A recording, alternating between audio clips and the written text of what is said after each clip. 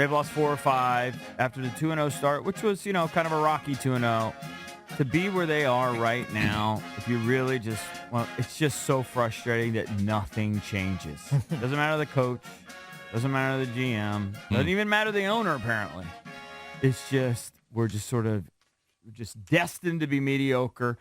They got a chance, though, to make some waves this week when they take on the Philadelphia Eagles. Big matchup. When you look at the odds, just to kind of give you an idea, what I see, the latest is 6.5.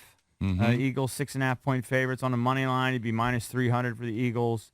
If you want to throw a Hunsky on the Commanders, you'd win 240. Total 43.5 for those of you that like to throw some cash. Maybe you go over. That seems kind of low. That is interesting.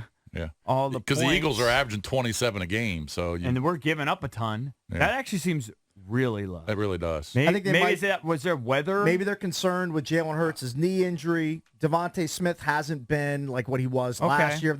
Though A.J. Brown is having a season for the ages, what he's doing at wideout, and he's crushing. Yeah, I mean, the everyone keeps saying that the Eagles are playing like a C+, B- type season, but they're 6-1 and they're averaging 27 a game, so they'd be kind of scary if they were playing an A season. But they should be undefeated. Horrible execution and coaching decision when they played the Jets, when they threw the ball on 3rd and 8, when they should have punted and burned the clock a little bit and forced Zach Wilson to go the length of the field. Yeah. But they didn't. They threw the pick, and the guy scored, so they should be undefeated. Something else a little concerning for them is the fact that Hurts has 9 touchdowns against 8 picks. So his picks have gone up. He is not having the year he had last year. He's not having the mistake-free ledger he had last season. Right. So, obviously, they've got their work cut out for him. Sam Howell, obviously the biggest talk has been the sacks. I think he's performed, pretty well, all things considered, but the sack thing is really a bugaboo. He's been sacked 6 times last weekend, league high 40, on pace for close to 100. Rivera is starting to talk about it now. He's actually talking about changes to the offensive line. He said, we're looking at a lot of things right now, things that we want to do as far as going forward with the offensive line. He doesn't want to take anything off the table. He's not willing to say exactly what he wants to do. But one guy that could factor in is Tyler Larson, who filled in, I think it was last year when Chase went down. Right. And I can't remember. I thought I saw the record. Yeah, I kept seeing a stat. Danny Rouillet put it out that they were 6-1 with Tyler Larson. Yeah, and 1-6 without him in the lineup. Right. So crazy. So they're talking about moving Tyler Larson in at center, right? Well, maybe it's center for Gates. They also have an issue with Sadiq Charles. He aggravated a calf injury. Right. So there's a variety of different things they could do. And Gates has played other positions beyond center. Maybe put Larson at center. You bump Gates to one of the guard spots where Charles is playing. And that's your reshuffled line, at least to begin the game on Sunday. Now, Charles Leno talked about the sack problem yesterday, and here are his quotes. He said, when you have a one-on-one matchup, one-on-one with someone in the National Football League, you've got to win that. And that's one-on-one with us as an offensive line. That's running backs, tight ends, quarterback. When you got a hot route, you got to get rid of the ball, so everybody's included. And I think that's fair. So it'll be very interesting to see what they do because something has to change, right? What's the cliche cakes about if you don't change the definition of insanity is doing the same thing over and over again, expecting different results. So they have to do something different. It's a long cliche, by the way. It is. It is. But it makes sense. It does. You can't just keep trotting out the same lineup and let Sam Howell get killed every single week.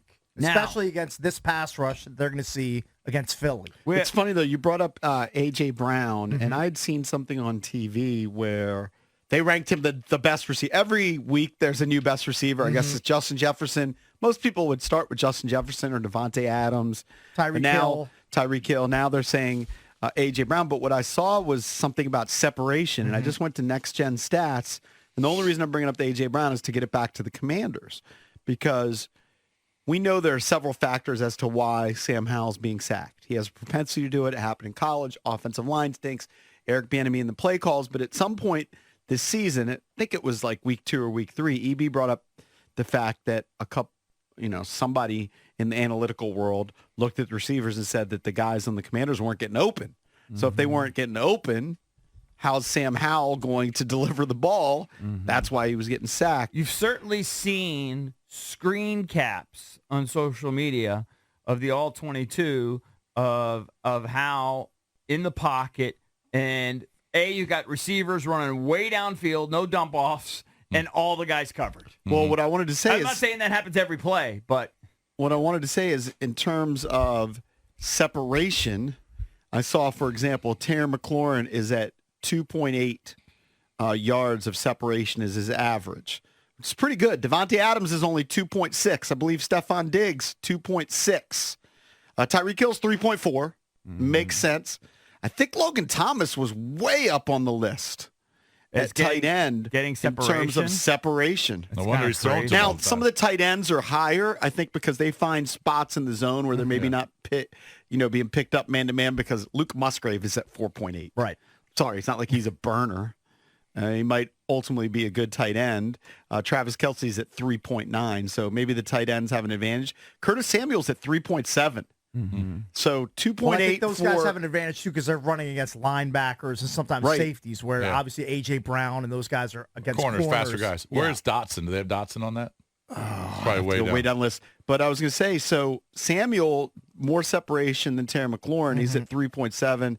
3.7 was also for Logan Thomas. Dotson. Oof. He's probably way down there. Yeah. But like you said, he was more involved last week. Like, it seems like they're trying to get him more involved in the offense, which they should be doing. All right, so just in terms of... How many points do you think they have to score to be in this game? 24? 24 minimum. Yeah. 24 to 27. But I think say that every week. Dotson's at 2.6. I mean, just considering the opponent. 2.6? I'll be a contrarian here. I think they need 30. I think the Eagles are going to put up some points. I mean, the Eagles, and they got in their 30. wins, they've put up 25, 34, 25, 34, 23, 31. And Washington got 31 in the first game and still lost. So, but I think that might have been an outlier. But who knows? We'll see. I think the Eagles will get theirs. Yeah, they probably will. In terms of injuries, we mentioned Sadiq Charles. He injured his calf. Cody Barton, I think he's going to be done. He missed practice. They say he's got a sprained left ankle. Wide receiver Curtis Samuel did not practice because of a foot injury. One good note, Fedarian Mathis, who's really been like injury-riddled his first year and a half in the league, he returned to practice. So maybe, I doubt we'll see him this week, but maybe next week. His 21-day window for practice opened this week. Right. Now, Ron I think he was at the podium yesterday, or at least he was asked about kind of where he thinks they are right now and whether or not they can make a run. I think Valdez has audio of it. Well, I think the biggest thing more than anything else is that we've got 10 games left, and I think the biggest thing more than anything else is we've got to focus in on taking them one at a time. I mean, that's the truth of the matter, is that the opportunity's in front of us. There's nobody in the NFC that's really running away with. All right, stop for a second. Get the bell. The biggest thing is one of his favorite cliches. We're going and to truth hit the of bell matter. every cliche hit. Because I think he hit 5 in the first 10 seconds. But I'll say, listening to him over the years, once you hit the bell. Truth of the matter is one of his favorites. Well, I think the biggest thing more than anything else is that we've got 10 games left, and I think the biggest thing more than anything else is we've got to focus in on taking them one at a time. I mean, that's the truth of the matter. Is that the opportunity's in front of us. There's nobody in the NFC that's really running away with any of the the later spots in the playoffs. So if we take them one at a time and see what happens, there's a lot of good things that can happen. But we're going to focus one at a time and get ready for Philadelphia. So 7. I mean, call it 7. What, does the guy say anything? Yeah, but that's the way he talks every single week. I know. I'm just pointing it out. Yeah, I know. But what is he supposed to say though? Give me your response, the same answer without a cliche. What's the question? Ask me a question. I can't remember what the question was. What was the question? I didn't hear the question exactly. I just heard his boring response. Was the question something like, you guys are 3-4. Yeah. How do you look at the rest of the season? Look, we got our work cut out for us. That's a cliche. And it's one day at a time. No. Let me try. Do you want me to try to do it honestly? Or, like, what are you focusing on? My honesty or the cliche? If you wanted to avoid cliches, you'd have to go, We've sucked so far. I mean, what am I supposed to say? Yeah, answer like him. We've sucked so far. We're going to try our best. We haven't been very to good. win games. Yeah, we got to play better. That's a cliche. Kind of a cliche. I was about to say it's an uphill battle. We've got the Eagles. They're really good. Can you imagine a coach said we've sucked so far? I know, but that's why you got to go you can't say that. Spurrier would say that. Jay might say that. I mean, you have to step up there and be a diplomat. You can't just I know. can't just say what's all on your mind. I know, Say, but look, my we haven't point been is, if very you're going to good. avoid the We gotta- cliches, you'd have to go.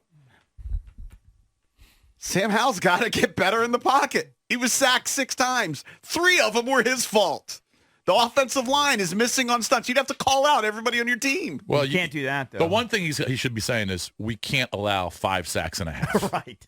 That's what he should say. Yeah. When I don't care who's asking the How question about for a the media. game? We Can't allow 5 sacks in a game. Well, true, but certainly not in a half.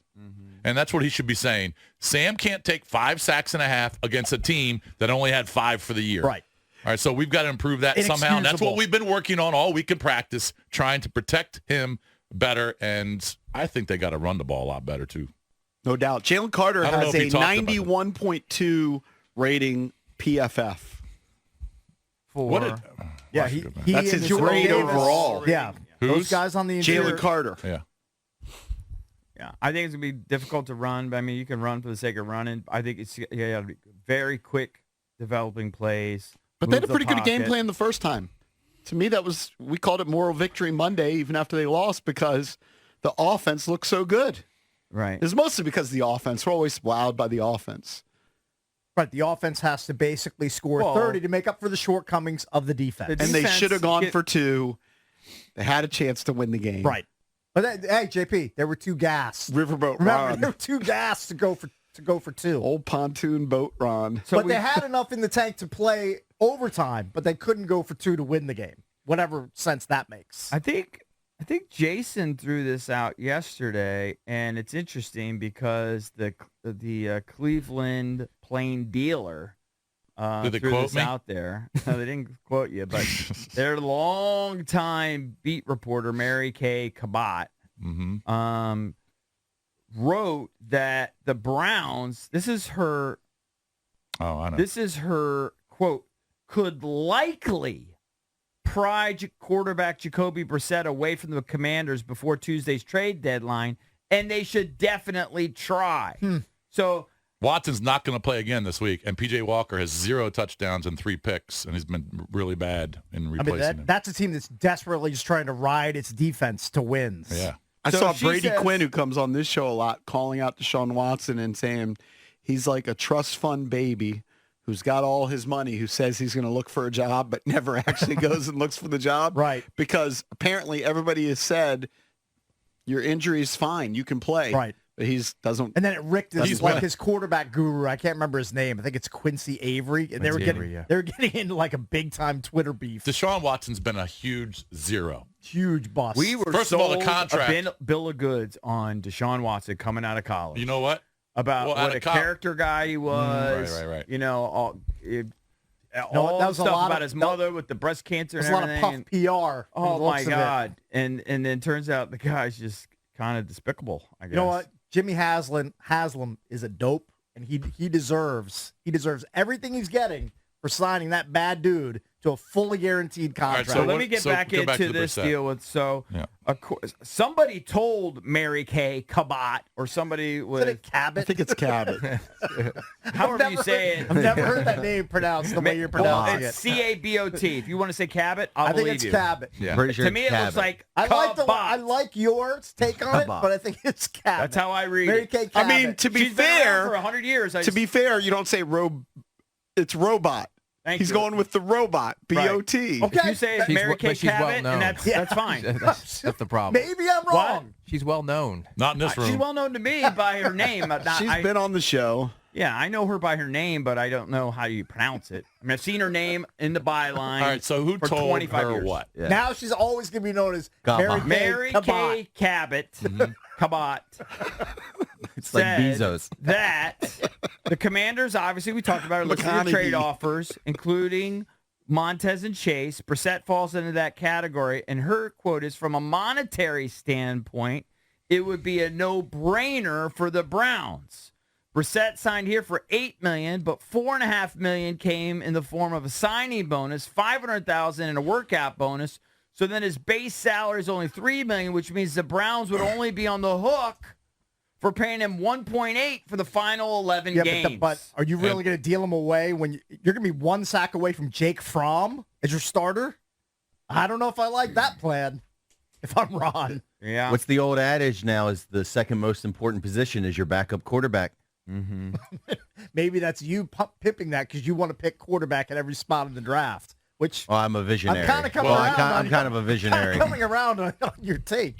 Yeah, I actually don't think the Commanders will do this. I think the Commanders would be insane to deal away Jacoby Brissett with the punishment that Sam Howell is taking. Well, what's That'd the be threshold? What would convince you? Yeah. We did the same. What are you really going to get for Jacoby Brissett? What, like a 6th-round pick? 6rounder. Is it really worth that? Well, you're not going to do it for that. Yeah, you'd have to go higher than But that. if you got like a 4th-rounder. Here's the hypothetical. If salary, this is total You're hypothetical. expecting him to start. If they're salary taking him, wasn't in right? play, wasn't in play, would you trade Brissett and Howell for Deshaun Watson? No way. He is so toxic. No. Yeah. That's an don't absolute know. I no. haven't watched him enough to know. To be He's had honest. one good game this year. I mean, Did he's you got see- a career of Did you good see games. the pick that he Yes, threw I in the saw that Colts game? interception. It was a mind-numbing interception. Well, did you see Sam Howell's interception? I don't know if Wasn't great. I don't know if Sam Howell. wouldn't Did you wanna see be- Sam Howell should have been on his interception in resume. I wouldn't Thibodeau? want to be locked into that guaranteed No, contract. I'm staying a and he's million been a big miles away bust. from him. He's not the same I actually player. said if money wasn't in play. My Oh, hypothetical. I don't care about the money. It's crazy. Let me I ask you don't care this. about You just don't want Deshaun Watson. Don't want him Would anywhere you- near my that's My roster. buddy just threw this out. Would you trade Chase for Derrick Henry straight up? Ooh. Offense is more important than defense. I think Everybody knows Yes. that. Derrick Henry clear upgrade over Yes. Brian Robinson and Gibby. Yes. Yes, because Chase Young is not in the future plans. Yeah. I don't think. If somebody tweeted this yesterday, and I don't remember spending that much time on it, but Washington fans are so funny. They get entrenched with their quarterbacks, at least the last couple of years, whether it was Heineken or Howell, that Heineken. we had a hypothetical about Lamar Jackson, and people were disinterested in bringing Lamar Jackson to Washington. Well, that's People insane. are stupid. That is insanity. I vaguely remember that. I don't. All right, don't forget- Because I think we didn't really think it was realistic, but What, you mean when he was holding out? Yeah, when it was all that stuff and contract before he I signed. think I was on the record saying, of course we would take Lamar Jackson. Of course. Well, you have to. Yeah. I mean, he's a top 3 quarterback in the game when he's on point. Nah, but there was the Heineke hive, and now the Howlers. They just get so entrenched. Like, Yeah. Well, you they're don't even want to. delusional. You wouldn't even take a swing in a hypothetical world where salary's off the table and you just have a chance with Deshaun Watson. I wouldn't because Yeah, but he's a salary's bad not guy. off the table. I know. Yeah. You know what I mean? It's on. It's a big factor. Crazy. A He's couple a years bad ago, guy, he's, and turns couple out- years ago, he was top 5 Bad guy. quarterback. Turns out he's not a very good quarterback guy. in 2023. He's just not. Look at what. Could he get it back? Look at what he's putting on tape at this point. So is for the He's Browns. been a top 5 guy in Is the league. Brady Quinn insinuating that he's not putting the work in? It almost is like if you read the quotes from Brady Quinn, it's almost like he's calling him just soft.